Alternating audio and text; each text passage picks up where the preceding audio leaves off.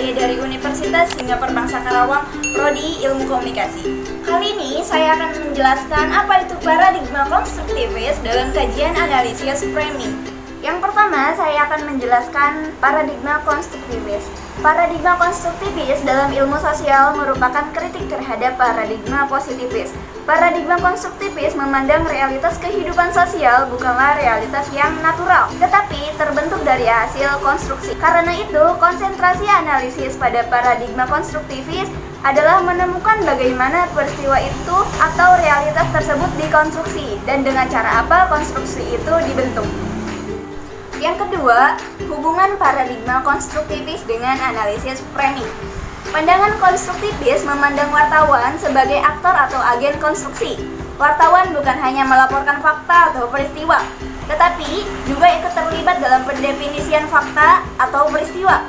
Sebagai aktor sosial, wartawan bukan pemulung yang mengambil fakta begitu saja, karena dalam kenyataannya tidak ada realitas yang bersifat eksternal dan objektif yang berada di luar diri wartawan.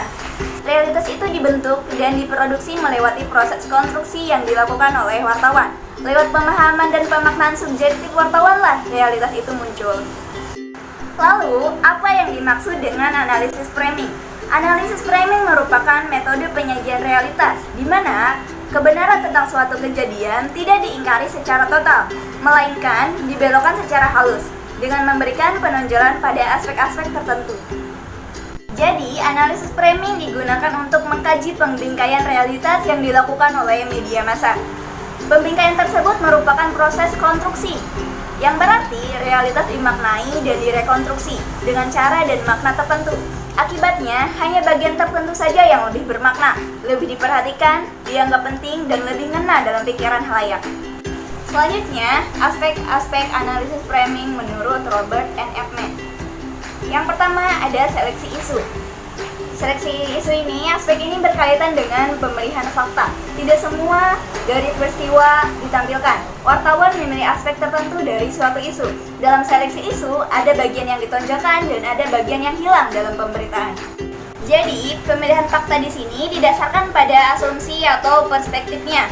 Kemudian ada penekanan atau penghilangan, atau ada yang dipilih dan ada yang dibuang. Misalnya, ada media yang memberitakan tentang bantuan APD di rumah sakit.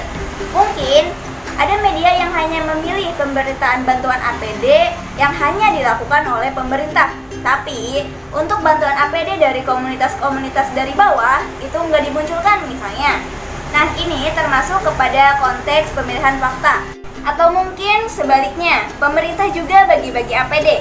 Tapi ada media yang gak mau atau gak peduli fakta yang dipilih hanyalah berasal dari komunitas-komunitas di luar pemerintah untuk bantuan APD. Nah, itu juga termasuk ke dalam konteks pemilihan fakta dalam seleksi isu. Aspek yang kedua menurut Robert N. Eggman yaitu penonjolan isu. Aspek ini berkaitan dengan penulisan fakta. Setelah peristiwa dipilih, sumber beritanya dipilih, datanya dipilih, ada bagian yang dipakai dan ada bagian yang dibuang. Bagaimana peristiwa itu ditampilkan dan bagaimana fakta itu bisa disajikan. Jadi, apakah framing itu termasuk ke dalam berita bohong atau hoax? Tentu saja tidak. Framing itu tidak menjadikan berita kebohongan atau berita bohong karena seorang media tidak boleh menyajikan berita bohong karena itu telah diatur dalam Undang-Undang Pers atau Kode Etik Jurnalistik di Indonesia.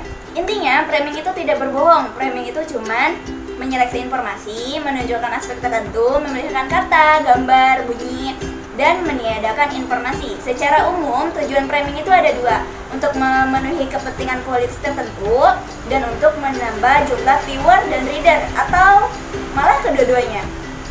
Sekian yang bisa saya sampaikan. Mohon maaf apabila ada salah-salah kata. Terima kasih dan sampai jumpa.